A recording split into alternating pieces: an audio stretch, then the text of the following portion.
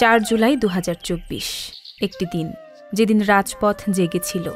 এটা কেবল তারিখ নয়, এক গর্জনের গল্প। বাংলাদেশের রাজপথ, রেলপথ আর শিক্ষাঙ্গন এই দিনে সাক্ষী হয়েছিল নতুন এক ইতিহাসের। কোটা নয়, মেধা চাওয়ার যে স্লোগান ছড়িয়ে পড়েছিল ঢাকার শাহবাগ থেকে ময়মনসিংহের রেললাইন পর্যন্ত, সেটি আজকের গল্প।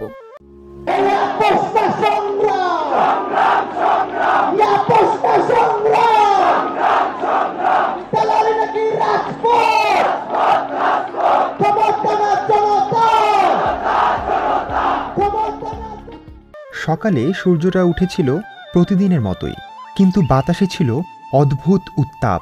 শাহজালাল বিশ্ববিদ্যালয়ের মিছিল যখন বেরোলো, তখন ঢাকার শাহবাগে, চট্টগ্রামের মহাসড়কে, বরিশালের সড়কে একই সুর বেজেছিল, কোটা নয়, অধিকার চাই।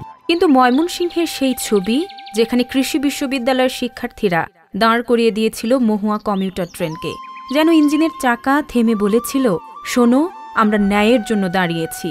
শাহবাগ মোড়ে যখন সড়ক স্তব্ধ, সিগন্যালের বাতি অবাক দৃষ্টিতে তাকিয়ে থাকে, তখন মিছিলের মাঝখান থেকে ভেসে আসে সেই কণ্ঠ, আমার ভাইয়ের চাকরি হবে মেধার প্রমাণে।